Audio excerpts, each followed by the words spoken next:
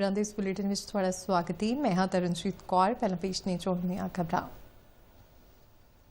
प्रधानमंत्री नरेंद्र मोदी का फ्रांस और अमरीका दौरा 10 फरवरी की शाम को पैरिस पुजणगे। अमरीका के राष्ट्रपति डोनाल्ड ट्रंप नाल होवेगी मुलाकात। कई अहम मुद्दों पर होवेगी चर्चा।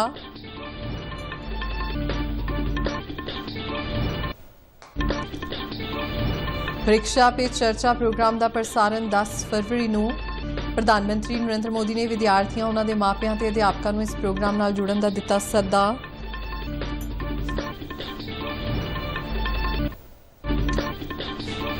केंद्रीय खेतीबाड़ी और किसान भलाई मंत्री शिवराज सिंह चौहान अनुसार 4300 तो वध FPOs ई-नाम पोर्टल ते रजिस्टर। लाभपात्री किसानों को हुण तक 249 करोड़ रुपए की अदायगी।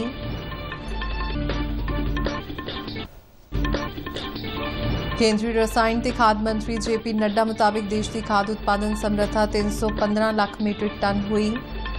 निर्माण इकाइयां की समर्था वध के 25 लाख मीट्रिक टन सालाना हुई।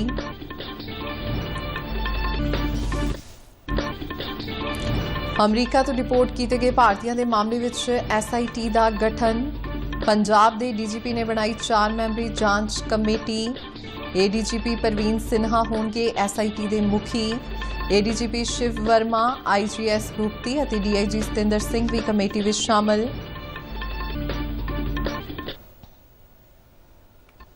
रूपनगर में पानी की समस्या हल करने अमृत स्कीम तहत विस्तार कार्यों का आगाज। दिसंबर 2025 तक मुकम्मल हो जाएगा प्रोजेक्ट। ते हुण खबरां विस्तार नाल। प्रधानमंत्री नरेंद्र मोदी फ्रांस और अमरीका की 3 दिना यात्रा ते जा रहे हैं। प्रधानमंत्री 10 फरवरी की शाम को पैरिस पुजणगे। इस यात्रा दौरान प्रधानमंत्री मोदी फ्रांस के राष्ट्रपति इमैनुअल मैक्रो नाल मसनूई बुद्धिमत्ता संबंधी सम्मेलन की सह प्रधानगी करेंगे।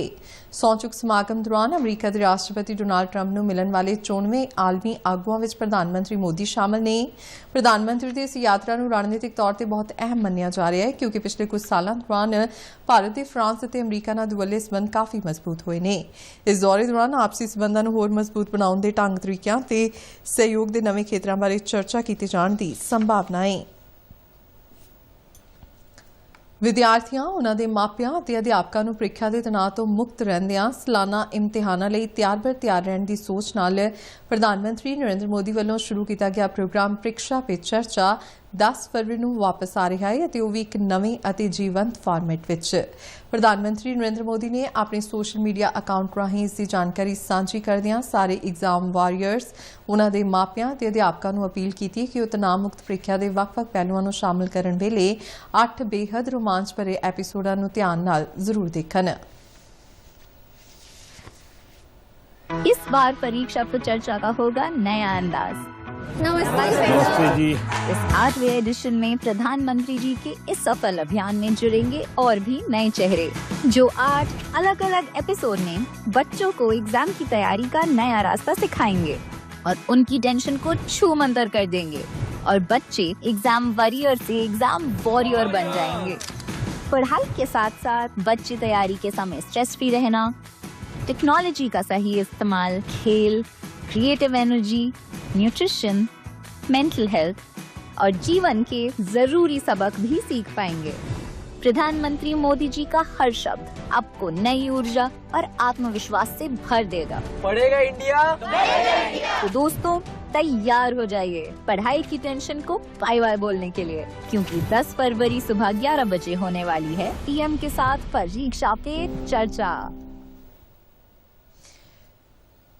केंद्रीय खेतीबाड़ी और परिवार भलाई मंत्री शिवराज सिंह चौहान ने कहा कि पिछले साल के अंत तक 4300 तो वध खेती उत्पादन संगठनां यानी FPOs ने ई-नाम पोर्टल ते रजिस्टर्ड किया है। इन्हां FPOs नाल जुड़े हुए 4 करोड़ 80 लाख तो वध किसानों को 249 करोड़ रुपए की अदायगी हुई है। राज्यसभा में प्रश्नकाल दौरान एक सवाल के जवाब में खेतीबाड़ी मंत्री ने कहा कि देश भर में हुण तक 10,000 तो वध FPOs बनाए गए हैं। मंत्री ने दस्सिया कि देश भर के 1400 तो वध बाजार ई-नाम पोर्टल नाल जुड़े हुए हैं। उन्होंने कहा कि किसान मुकाबलेबाजी वालियां कीमतां हासिल करने लई घर बैठे ही अपनी उपज दीयां 360 डिग्री तक दीयां फोटोआं अपलोड करके ई-नाम के लाभ की वरतों कर सकते हैं क्योंकि किसानों की सहूलत लई ई-नाम उत्ते एक वखरा फार्म गेट मॉड्यूल स्थापित किया गया है।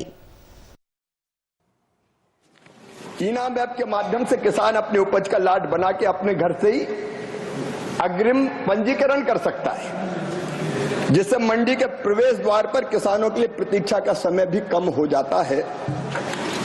और इसलिए माननीय सदस्य को मैं बताना चाहता हूं कि घर बैठे ही एक तो उसको पता चलता है इस प्लेटफॉर्म के माध्यम से कि मंडियों के रेट पूरे देश में कहां है। ਮੰਤਰੀ ਨੇ ਕਿਹਾ ਕਿ 22 ਸੂਬੇ ਤੇ ਕੇਂਦਰ ਸ਼ਾਸਿਤ ਪ੍ਰਦੇਸ਼ ਅੰਤਰਰਾਜੀ ਵਪਾਰ ਲਈ ਈ-ਨਾਮ ਪੋਰਟਲ ਵਿੱਚ ਸ਼ਾਮਲ ਹੋ ਗਏ ਨੇ ਅਤੇ ਅੰਤਰਰਾਜੀ ਵਪਾਰ ਤਹਿਤ ਕਿਸਾਨਾਂ ਨੂੰ ਤਕਰੀਬਨ 6000 ਕਰੋੜ ਰੁਪਏ ਦੀ ਅਦਾਇਗੀ ਸਿੱਧੇ ਤੌਰ ਤੇ ਕੀਤੀ ਗਈ ਹੈ। ਸਰਕਾਰ ਨੇ ਕਿਹਾ ਕਿ ਮੌਜੂਦਾ ਸਮੇਂ ਵਿੱਚ ਦੇਸ਼ ਦੀ ਖਾਦ ਉਤਪਾਦਨ ਸਮਰੱਥਾ 315 ਲੱਖ ਮੀਟ੍ਰਿਕ ਟਨ ਹੈ। ਲੋਕ ਸਭਾ ਵਿੱਚ ਪ੍ਰਸ਼ਨ ਕਾਲ ਦੌਰਾਨ ਪੂਰਕ ਸਵਾਲਾਂ ਦੇ ਜਵਾਬ ਦਿੰਦਿਆਂ ਰਸਾਇਣ ਅਤੇ ਖਾਦ ਮੰਤਰੀ ਜਗਤ ਪ੍ਰਕਾਸ਼ ਨੱਡਾ ਨੇ ਕਿਹਾ ਕਿ ਭਾਰਤ ਵਿੱਚ 2014 ਵਿੱਚ 225 ਲੱਖ ਵਿੱਚ ਹੁਣ ਸ਼ਲਾਘਾਯੋਗ ਵਾਧਾ ਦਰਜ ਕੀਤਾ ਗਿਆ ਹੈ। ਉਨ੍ਹਾਂ ਕਿਹਾ ਕਿ ਹਾਲ ਹੀ ਦੇ ਸਾਲਾਂ ਵਿੱਚ ਮੌਜੂਦਾ ਨਿਰਮਾਣ ਇਕਾਈਆਂ ਦੀ ਸਮਰੱਥਾ 20 ਲੱਖ ਮੀਟ੍ਰਿਕ ਟਨ ਤੋਂ ਵੱਧ ਕੇ 25 ਲੱਖ ਮੀਟ੍ਰਿਕ ਟਨ ਸਾਲਾਨਾ ਹੋ ਗਈ ਹੈ। यूरिया जो हम 266 रुपीज MRP 45 kg का दे रहे हैं, उस पर जो सब्सिडी है वो 1617 रुपए यानी 1400 की सब्सिडी भारत सरकार प्रति बैग 45 kg पर दे रही है। प्रधानमंत्री मोदी जी ने जब इंटरनेशनल मार्केट में भी इसकी बहुत किल्लत हुई थी, तब भी 2020 से कोरोना के टाइम में इसके कॉस्ट को 1350 रुपए MRP 50 kg बैग से नहीं बढ़ने दिया है और आज दिन भी 1350 में मिल रहा है। ਦੇਸ਼ ਦੇ ਸਾਬਕਾ ਰਾਸ਼ਟਰਪਤੀ ਰਾਮਨਾਥ ਕੋਵਿੰਦ ਨੇ ਅੱਜ ਕਾਨਪੁਰ ਦੇ ਦੌਰੇ ਦੌਰਾਨ ਇੱਕ ਪ੍ਰੋਗਰਾਮ ਵਿੱਚ ਇੱਕ ਰਾਸ਼ਟਰੀ ਚੋਣ ਬਾਰੇ ਆਪਣੇ ਵਿਚਾਰ ਪ੍ਰਗਟ ਕੀਤੇ। ਉਨ੍ਹਾਂ ਕਿਹਾ ਕਿ ਕਿਸੇ ਵੀ ਸਰਕਾਰ ਦਾ ਕਾਰਜਕਾਲ 5 ਸਾਲ ਦਾ ਹੁੰਦਾ ਹੈ, ਪਰ ਉਹ ਲੋਕਾਂ ਦੇ ਅਸਲ ਕੰਮ ਕਰਨ ਲਈ 3.5 ਸਾਲ ਹੀ ਲਗਾ ਸਕਦੀ ਹੈ। ਇਹ ਲੋਕ ਹਿੱਤ ਵਿੱਚ ਜਾਇਜ਼ ਨਹੀਂ ਹੈ। ਲਗਾਤਾਰ ਹੋਣ ਵਾਲੀਆਂ ਚੋਣਾਂ ਕਾਰਨ ਨਾ ਸਿਰਫ ਸਿੱਖਿਆ ਪ੍ਰਭਾਵਿਤ ਹੁੰਦੀ ਹੈ, ਸਗੋਂ ਪ੍ਰਸ਼ਾਸਨਿਕ ਅਮਲਾ ਵੀ ਲੋਕਾਂ ਦੇ ਹਿੱਤਾਂ ਦਾ ਸਹੀ ਖਿਆਲ ਰੱਖਣ ਤੋਂ ਅਸਮਰੱਥ ਹੁੰਦਾ ਹੈ। ਇਸ ਨੂੰ ਧਿਆਨ ਵਿੱਚ ਰੱਖਦਿਆਂ ਪ੍ਰਧਾਨ ਮੰਤਰੀ ਨਰਿੰਦਰ ਮੋਦੀ ਨੇ ਦੇਸ਼ ਵਿੱਚ ਇੱਕੋ ਵੇਲੇ ਇਕੱਠੀਆਂ ਚੋਣਾਂ ਕਰਵਾਉਣ ਦੀ ਪਹਿਲ ਕੀਤੀ ਸੀ ਅਤੇ ਉੱਚ ਪੱਧਰੀ ਕਮੇਟੀ ਨੇ ਵੀ ਇਸ ਦੀ ਸਹਿਮਤੀ ਦੇ ਦਿੱਤੀ ਹੈ। ਦੇਸ਼ ਵਿੱਚ ਇੱਕੋ ਵੇਲੇ ਚੋਣਾਂ ਹੋਣ ਨਾਲ ਕਈ ਬਦਲਾਅ ਦੇਖਣ ਨੂੰ ਮਿਲਣਗੇ ਅਤੇ ਵਿਕਾਸ ਦੀ ਰਫ਼ਤਾਰ ਵੀ ਤੇਜ਼ੀ ਨਾਲ ਵਧੇਗੀ। ਸਾਬਕਾ ਰਾਸ਼ਟਰਪਤੀ ਨੇ ਸਵਰੂਪ ਨਗਰ ਸਥਿਤ ਆਰ.ਕੇ. ਦੇਵੀ ਯਾਦਗਾਰੀ ਟਰੱਸਟ ਵੱਲੋਂ ਚਲਾਏ ਜਾ ਰਹੇ ਅੱਖਾਂ ਦੇ ਹਸਪਤਾਲ ਦੀ ਨਵੀਂ ਇਮਾਰਤ ਦੇ ਉਦਘਾਟਨ ਮੌਕੇ ਮੁੱਖ ਮਹਿਮਾਨ ਵਜੋਂ ਸ਼ਿਰਕਤ ਕੀਤੀ। ਦਿੱਲੀ ਦੀ ਇੱਕ ਅਦਾਲਤ ਨੇ ਅੱਜ ਕੌਮੀ ਰਾਜਧਾਨੀ ਦਿੱਲੀ ਦੇ ਸਰਸਵਤੀ ਵਿਹਾਰ ਖੇਤਰ ਵਿੱਚ 2 ਵਿਅਕਤੀਆਂ ਦੇ ਕਤਲ ਦੇ ਸਬੰਧ ਵਿੱਚ ਕਾਂਗਰਸ ਦੇ ਸਾਬਕਾ ਸੰਸਦ ਮੈਂਬਰ ਸੱਜਣ ਕੁਮਾਰ ਵਿਰੁੱਧ 1984 ਦੇ ਸਿੱਖ ਵਿਰੋਧੀ ਦੰਗਿਆਂ ਦੇ ਕਤਲ ਕੇਸ ਵਿੱਚ ਆਪਣਾ ਫੈਸਲਾ 12 ਫਰਵਰੀ ਤੱਕ ਟਾਲ ਦਿੱਤਾ ਹੈ। ਜ਼ਿਕਰਯੋਗ ਹੈ ਕਿ ਵਿਸ਼ੇਸ਼ ਜੱਜ ਕਾਵੇਰੀ ਬਵੇਜਾ ਨੇ ਅੱਜ ਇਸ ਸੰਬੰਧੀ ਫੈਸਲਾ ਸੁਣਾਉਣਾ ਸੀ, ਜਿਹੜਾ ਕਿ ਉਨ੍ਹਾਂ ਨੇ ਬੁੱਧਵਾਰ ਤੱਕ ਟਾਲ ਦਿੱਤਾ ਹੈ। ਪੰਜਾਬ ਦੇ ਵਸਨੀਕਾਂ ਨੂੰ ਅਮਰੀਕਾ ਤੋਂ ਡਿਪੋਰਟ ਕੀਤੇ ਜਾਣ ਮਗਰੋਂ ਪੈਦਾ ਹੋਈ ਨਾਜਾਇਜ਼ ਮਨੁੱਖੀ ਤਸਕਰੀ ਅਤੇ ਗੈਰ ਕਾਨੂੰਨੀ ਪ੍ਰਵਾਸ ਦੇ ਮੁੱਦੇ ਤੇ ਪੰਜਾਬ ਪੁਲਿਸ ਦੇ ਮੁਖੀ ਗੌਰਵ ਯਾਦਵ ਨੇ 4 ਮੈਂਬਰੀ ਤੱਥ ਖੋਜ ਕਮੇਟੀ ਬਣਾਉਣ ਦਾ ਐਲਾਨ ਕੀਤਾ ਹੈ। ਚੰਡੀਗੜ੍ਹ ਤੋਂ ਜਾਰੀ ਇੱਕ ਬਿਆਨ ਵਿੱਚ ਡੀਜੀਪੀ ਨੇ ਦੱਸਿਆ ਕਿ ਇਸ ਕਮੇਟੀ ਦੀ ਪ੍ਰਧਾਨਗੀ NRI ਮਾਮਲਿਆਂ ਬਾਰੇ ਵਧੀਕ ਡੀਜੀਪੀ ਪ੍ਰਵੀਨ ਸਿਨਹਾ ਕਰਨਗੇ। ਇਸ ਕਮੇਟੀ ਵਿੱਚ ਅੰਦਰੂਨੀ ਸੁਰੱਖਿਆ ਬਾਰੇ ਵਧੀਕ DGP Shiv Varma, IG doctor S Bhupathi ਅਤੇ DIG border range Satinder Singh ਨੂੰ ਇਸ ਤੱਥ ਖੋਜ ਕਮੇਟੀ ਕਮ ਵਿਸ਼ੇਸ਼ ਜਾਂਚ ਟੀਮ ਵਿੱਚ ਸ਼ਾਮਲ ਕੀਤਾ ਗਿਆ ਹੈ। ਇਹ ਕਮੇਟੀ ਕਿਸੇ ਵੀ ਹੋਰ ਪੁਲਿਸ ਅਧਿਕਾਰੀ ਨੂੰ ਜਾਂਚ ਵਿੱਚ ਸ਼ਾਮਲ ਕਰ ਸਕਦੀ ਹੈ। ਕਮੇਟੀ ਵੱਲੋਂ ਸੰਬੰਧਿਤ ਜ਼ਿਲ੍ਹਿਆਂ ਦੇ ਪੁਲਿਸ ਕਮਿਸ਼ਨਰਾਂ ਅਤੇ ਐਸਐਸਪੀ ਨਾਲ ਤਾਲਮੇਲ ਕਾਇਮ ਰੱਖੇਗੀ, ਜਿਨ੍ਹਾਂ ਨੂੰ ਕਮੇਟੀ ਲਈ ਹਰ ਲੋੜੀਂਦੀ ਸਹਾਇਤਾ ਅਤੇ ਬੁਨਿਆਦੀ ਢਾਂਚਾ ਮੁਹੱਈਆ ਕਰਵਾਉਣ ਦੇ ਹੁਕਮ ਦਿੱਤੇ ਗਏ ਨੇ। ਇਹ ਕਮੇਟੀ ਕਿਸੇ ਵੀ ਗੈਰ ਕਾਨੂੰਨੀ ਸਰਗਰਮੀ ਅਤੇ ਗੈਰ ਕਾਨੂੰਨੀ ਪ੍ਰਵਾਸ ਅਤੇ ਮਨੁੱਖੀ ਤਸਕਰੀ ਵਿੱਚ ਸ਼ਾਮਲ ਪਾਏ ਜਾਣ ਵਾਲੇ ਕਿਸੇ ਵੀ ਵਿਅਕਤੀ ਵਿਰੁੱਧ ਕਾਰਵਾਈ ਕਰਨ ਵਿੱਚ ਸਮਰੱਥ ਹੋਵੇਗੀ। ਰੂਪਨਗਰ ਸ਼ਹਿਰ ਵਿੱਚ ਪੀਣ ਵਾਲੇ ਪਾਣੀ ਦੀ ਸਪਲਾਈ ਦਾ ਪੱਕਾ ਹੱਲ ਕਰਨ ਸੰਬੰਧੀ ਅੰਮ੍ਰਿਤ ਸਕੀਮ ਤਹਿਤ ਚੱਲ ਰਹੇ ਪ੍ਰੋਜੈਕਟ ਦੇ ਅਗਲੇ ਪੜਾਅ ਦਾ ਉਦਘਾਟਨ ਸਥਾਨਕ ਸਰਕਾਰਾਂ ਬਾਰੇ ਮੰਤਰੀ ਡਾਕਟਰ ਰਵਜੋਤ ਸਿੰਘ ਨੇ ਕੀਤਾ। ਦਸੰਬਰ 2025 ਤੱਕ ਮੁਕੰਮਲ ਹੋਣ ਵਾਲੇ ਇਸ ਪ੍ਰੋਜੈਕਟ ਲਈ ਨਹਿਰੀ ਪਾਣੀ ਦੀ ਸਪਲਾਈ ਨੂੰ ਵਧਾਉਣ ਦੇ ਲਈ ਇਹ ਉਪਰਾਲਾ 1992 ਤੋਂ ਬਾਅਦ ਪਹਿਲੀ ਵਾਰ ਕੀਤੇ ਜਾਣ ਦਾ ਦਾਅਵਾ ਕੀਤਾ ਜਾ ਰਿਹਾ ਹੈ। ਇਸ ਤਹਿਤ 12 ਕਰੋੜ 47 ਲੱਖ 64 ਹਜ਼ਾਰ ਰੁਪਏ ਤੋਂ ਵੱਧ ਖਰਚਾ ਆਉਣ ਦੀ ਸੰਭਾਵਨਾ ਹੈ।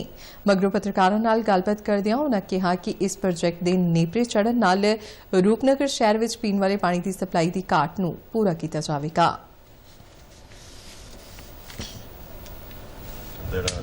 प्रोजेक्ट ड्रेनेज पाइप का ਅਸੀਂ ਉਦਘਾਟਨ ਕੀਤਾ ਹੈ। ਤਕਰੀਬਨ ਇਹਦੀ ਲਾਗਤ ਜਿਹੜੀ ਹੈਗੀ ਆ 12 ਕਰੋੜ 47 ਲੱਖ ਦੀ ਹੈਗੀ ਹੈ। ਤੇ ਇਹਦੇ ਵਿੱਚ ਜਿਹੜੀ 2.2 ਕਿਲੋਮੀਟਰ ਜਿਹੜੀ ਮੇਨ ਰਾਈਜ਼ਿੰਗ ਲਾਈਨ ਹੋਣੀ ਹੈ ਤੇ ਤਕਰੀਬਨ 8 ਕਿਲੋਮੀਟਰ ਜਿਹੜੀ ਹੈਗੀ ਇੰਟਰਨਲ ਡਿਸਟ੍ਰੀਬਿਊਸ਼ਨ ਹੋਣੀ ਹੈ ਤੇ ਉਹ ਜਿਹੜੀ ਕਿ ਕਾਫੀ ਦਹਾਕਿਆਂ ਤੋਂ ਕਹਿ ਸਕਦੇ ਆਪਾਂ ਜਿਹੜੀ ਕਿੱਲਤ ਸੀ ਪਾਣੀ ਦੀ ਸ਼ਹਿਰ ਵਿੱਚ ਉਹ ਅੱਜ ਉਹ ਪੂਰੀ ਹੋਣ ਜਾ ਰਹੀ ਹੈ। ਸਿਹਤ ਵਿਭਾਗ ਨੇ ਨਵਾਂਸ਼ਹਿਰ ਵਿੱਚ ਪੰਚਾਇਤ ਦੇ ਸਹਿਯੋਗ ਨਾਲ ਆਯੁਸ਼ਮਾਨ ਆਰੋਗਿਆ ਕੇਂਦਰ ਮਹਾਲੋ ਵਿਖੇ ਬੇਟੀ ਬਚਾਓ ਬੇਟੀ ਪੜ੍ਹਾਓ ਪ੍ਰੋਗਰਾਮ ਤਹਿਤ ਜਾਗਰੂਕਤਾ ਕੈਂਪ ਲਗਾਇਆ ਹੈ। ਇਸ ਸਮਾਗਮ ਦੀ ਪ੍ਰਧਾਨਗੀ ਪਿੰਡ ਦੀ ਸਰਪੰਚ ਨਛੱਤਰ ਕੌਰ ਨੇ ਕੀਤੀ। ਇਸ ਮੌਕੇ ਵੱਖ-ਵੱਖ ਬੁਲਾਰਿਆਂ ਨੇ ਦੱਸਿਆ ਕਿ PCPNDT ਐਕਟ ਤਹਿਤ ਧੀਆਂ ਦੀ ਅਹਿਮੀਅਤ ਦੇ ਸਬੰਧ ਵਿੱਚ ਅਜਿਹੇ ਉਪਰਾਲਿਆਂ ਨਾਲ ਸਮਾਜ ਵਿੱਚ ਜਾਗਰੂਕਤਾ ਫੈਲ ਕੇ ਧੀਆਂ ਨੂੰ ਕੁੱਖ ਵਿੱਚ ਮਾਰਨ ਦੀ ਸਮਾਜਿਕ ਬੁਰਾਈ ਨੂੰ ਠੱਲ ਪੈ ਰਹੀ ਹੈ। ਇਸ ਸਮਾਜਿਕ ਅਲਾਮਤ ਨੂੰ ਖਤਮ ਕਰਨ ਲਈ ਸਮਾਜਿਕ ਚੇਤਨਾ ਅਤੇ ਵਚਨਬੱਧਤਾ ਦੀ ਲੋੜ ਹੈ।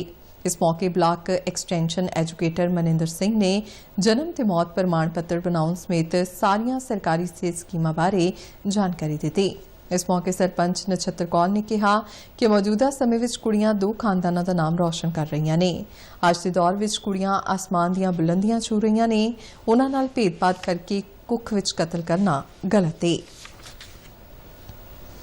ਜ਼ਿਲ੍ਹਾ ਫਤਿਹਗੜ੍ਹ ਸਾਹਿਬ ਪੁਲਿਸ ਤੇ CIA ਸਟਾਫ ਸਰਹੰਦ ਵੱਲੋਂ ਅੰਤਰਰਾਜੀ ਮੈਡੀਕਲ ਨਸ਼ਾ ਸਪਲਾਈ ਕਰਨ ਵਾਲੇ ਗਿਰੋਹ ਦਾ ਪਰਦਾਫਾਸ਼ ਕਰਦਿਆਂ 6 ਕਥਿਤ ਦੋਸ਼ੀਆਂ ਨੂੰ ਗ੍ਰਿਫਤਾਰ ਕੀਤਾ ਗਿਆ ਹੈ। ਗ੍ਰਿਫਤਾਰ ਕੀਤੇ ਵਿਅਕਤੀਆਂ ਪਾਸੋਂ 2,56,846 ਨਸ਼ੀਲੀਆਂ ਗੋਲੀਆਂ, 21,364 ਨਸ਼ੀਲੇ ਟੀਕੇ, 738 ਏਵਲ ਸ਼ੀਸ਼ੀਆਂ ਸਣੇ ਇੱਕ ਕਾਰ, ਇੱਕ ਮੋਟਰਸਾਈਕਲ ਤੇ ਇੱਕ ਸਕੂਟਰੀ ਬਰਾਮਦ ਕੀਤੇ ਗਏ ਨੇ। ਇਸ ਬਾਰੇ ਜਾਣਕਾਰੀ ਦਿੰਦਿਆਂ ਫਤਿਹਗੜ੍ਹ ਸਾਹਿਬ ਦੇ SSP ਡਾਕਟਰ ਰਵਜੋਤ ਕੌਰ ਗਰੇਵਾਲ ਨੇ ਦੱਸਿਆ ਕਿ ਕਥਿਤ ਦੋਸ਼ੀ ਮੋਹਾਲੀ ਦੇ ਪ੍ਰਵਿੰਦਰ ਸਿੰਘ, ਯਮੁਨਾ ਨਗਰ ਦੇ ਸਾਹਿਲ ਤੇ ਪੰਕਜ ਚੌਧਰੀ, ਮੇਰਠ ਦੇ ਸ਼ਾਹਿਦ ਤੇ ਮੇਰਠ ਦੇ ਵਸੀਮ ਨੂੰ ਗ੍ਰਿਫਤਾਰ ਕੀਤਾ ਗਿਆ ਹੈ। ਉਨ੍ਹਾਂ ਦੱਸਿਆ ਕਿ ਦੋਸ਼ੀਆਂ ਦਾ ਨਸ਼ੇ ਦੀ ਸਪਲਾਈ ਦਾ ਵੱਡਾ ਨੈਟਵਰਕ ਹੈ ਜੋ ਮੇਰਠ, ਉੱਤਰ ਪ੍ਰਦੇਸ਼, ਦਿੱਲੀ, ਸਹਾਰਨਪੁਰ, ਯਮੁਨਾ ਨਗਰ, ਹਰਿਆਣਾ ਤੋਂ ਸ਼ੁਰੂ ਹੋ ਕੇ ਪੰਜਾਬ ਤੱਕ ਫੈਲਿਆ ਹੋਇਆ ਸੀ। ਤੋਂ ਪਹਿਲਾਂ ਇੱਕ ਪਰਚਾ ਕੀਤਾ ਸੀਗਾ ਜਿਹਦੇ ਵਿੱਚ ਇੱਕ ਪਰਵਿੰਦਰ ਸਿੰਘ ਨਾਮ ਦਾ ਜਿਹੜਾ ਵਿਅਕਤੀ ਸੀ ਉਹ ਅਰੈਸਟ ਹੋਇਆ ਸੀ। ਇਹਦੇ ਕੋਲ 15 ਨਾਰਕੋਟਿਕ ਇੰਜੈਕਸ਼ਨ ਸੀਗੇ ਤੇ ਇਹ ਰਹਿਣ ਵਾਲਾ ਖਰੜ ਮੋਹਾਲੀ ਦਾ ਸੀਗਾ ਤੇ ਸਾਡੀ ਇੰਟੈਲੀਜੈਂਸ ਦੇ ਮੁਤਾਬਕ ਇਹ ਕਾਫੀ ਦੇਰ ਤੋਂ ਇਸ ਇਲਾਕੇ ਦੇ ਵਿੱਚ ਫਾਰਮਾਸਿਊਟੀਕਲ ਓਪੀਓਇਡ ਦਾ ਕੰਮ ਕਰ ਰਿਹਾ ਸੀਗਾ। ਜਦੋਂ ਇਸ ਨੂੰ ਅਰੈਸਟ ਕੀਤਾ ਗਿਆ ਵਡਾਲੀਵਾਲਾ ਸਿੰਘ ਥਾਣੇ ਦੇ ਵਿੱਚ FIR ਨੰਬਰ 8 ਦਰਜ ਕੀਤੀ ਗਈ 27/1/25 ਨੂੰ ਤੇ ਉਸ ਦੇ ਨਾਲ ਹੀ 22C 6185 NDPS ਐਕਟ ਦਾ ਇਹਦੇ ਤੇ ਪਰਚਾ ਦਰਜ ਕੀਤਾ ਗਿਆ। ਤਕਰੀਬਨ 5 ਸਾਲ ਬਾਅਦ ਭਾਰਤੀ ਰਿਜ਼ਰਵ ਬੈਂਕ ਨੇ ਨੀਤੀਗਤ ਰੈਪੋ ਦਰ ਵਿੱਚ 25 ਆਧਾਰ ਅੰਕਾਂ ਦੀ ਕਟੌਤੀ ਕਰਕੇ ਇਸ ਨੂੰ 6.5% ਤੋਂ ਘਟਾ ਕੇ 6.25% ਕਰ ਦਿੱਤਾ ਹੈ। ਰੈਪੋ ਦਰ ਉਹ ਵਿਆਜ ਦਰ ਹੈ ਜਿਸ ਉੱਤੇ ਭਾਰਤ ਵਿੱਚ ਵਪਾਰਕ ਬੈਂਕ ਰਿਜ਼ਰਵ ਬੈਂਕ ਤੋਂ ਪੈਸੇ ਉਧਾਰ ਲੈਂਦੇ ਨੇ। ਕੇਂਦਰੀ ਬੈਂਕ ਦੇ ਗਵਰਨਰ ਸੰਜੇ ਮਲਹੋਤਰਾ ਨੇ ਮੁਦਰਾ ਨੀਤੀ ਕਮੇਟੀ ਯਾਨੀ MPC ਦੀ 3 ਦਿਨਾਂ ਮੀਟਿੰਗ ਮਗਰੋਂ ਅੱਜ ਮੁੰਬਈ ਵਿੱਚ ਇਹ ਐਲਾਨ ਕੀਤਾ। ਇਸ ਦੇ ਨਤੀਜੇ ਵਜੋਂ ਸਥਾਈ ਜਮ੍ਹਾਂ ਡਿਪਾਜ਼ਿਟ ਸਹੂਲਤ ਯਾਨੀ STF ਦਰ 6% ਅਤੇ MSF ਦਰ ਸਮੇਤ ਬੈਂਕ ਦਰ 60% ਰਹੇਗੀ। ਇਸ ਤੋਂ ਪਹਿਲਾਂ ਰੈਪੋ ਦਰ ਵਿੱਚ 25 ਆਧਾਰ ਅੰਕਾਂ ਦੀ ਕਟੌਤੀ ਮਈ 2020 ਵਿੱਚ ਕੀਤੀ ਗਈ ਸੀ। The MPC decided unanimously to reduce the policy rate by 25 basis points from 6.5% to 6.25%. I repeat, the MPC unanimously decided to reduce the policy rate by 25 basis points from 6.5% to 6.25%. ਖਬਰਾਂ ਦੇ bulletin ਸਾਡੇ ਦਰਸ਼ਕ RNU DDK Jalandhar ਦੇ YouTube channel, Facebook page ਅਤੇ social media platform X ਤੇ ਵੀ ਵੇਖ ਸਕਦੇ ਨੇ। ਤੇ ਬੁਲੇਟਿਨ ਦੇ ਅਖੀਰ ਵਿੱਚ ਹੋਣਗੀਆਂ ਖਬਰਾਂ ਇੱਕ ਵਾਰ ਫਿਰ ਤੋਂ। ਪ੍ਰਧਾਨ ਮੰਤਰੀ ਨਰਿੰਦਰ ਮੋਦੀ ਦਾ ਫਰਾਂਸ ਅਤੇ ਅਮਰੀਕਾ ਦੌਰਾ 10 ਫਰਵਰੀ ਦੀ ਸ਼ਾਮ ਨੂੰ ਪੈਰਿਸ ਪੁੱਜਣਗੇ। ਅਮਰੀਕਾ ਦੇ ਰਾਸ਼ਟਰਪਤੀ ਡੋਨਾਲਡ ਟਰੰਪ ਨਾਲ ਹੋਵੇਗੀ ਮੁਲਾਕਾਤ। ਕਈ ਅਹਿਮ ਮੁੱਦਿਆਂ ਤੇ ਹੋਵੇਗੀ ਚਰਚਾ। ਪ੍ਰੀਖਿਆ पे चर्चा प्रोग्राम ਦਾ ਪ੍ਰਸਾਰਣ 10 ਫਰਵਰੀ ਨੂੰ। ਪ੍ਰਧਾਨ ਮੰਤਰੀ ਨਰਿੰਦਰ ਮੋਦੀ ਨੇ ਵਿਦਿਆਰਥੀਆਂ, ਉਹਨਾਂ ਦੇ ਮਾਪਿਆਂ ਤੇ ਅਧਿਆਪਕਾਂ ਨੂੰ ਇਸ ਪ੍ਰੋਗਰਾਮ ਨਾਲ ਜੁੜਨ ਦਾ ਦਿੱਤਾ ਸੱਦਾ।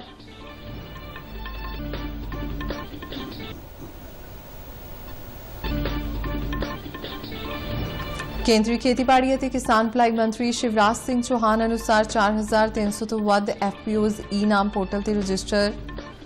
ਲਾਭਪਾਤਰੀ ਕਿਸਾਨਾਂ ਨੂੰ ਹੁਣ ਤੱਕ 249 ਕਰੋੜ ਰੁਪਏ ਦੀ ਅਦਾਇਗੀ।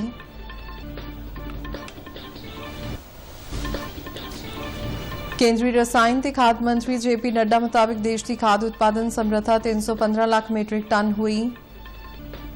निर्माण इकाइयां की समर्था वध के 25 लाख मीट्रिक टन सालाना हुई। अमरीका तो रिपोर्ट की गए भारतीयों के मामले में SIT का गठन। पंजाब के DGP ने बनाई 4 मैंबरी जांच कमेटी।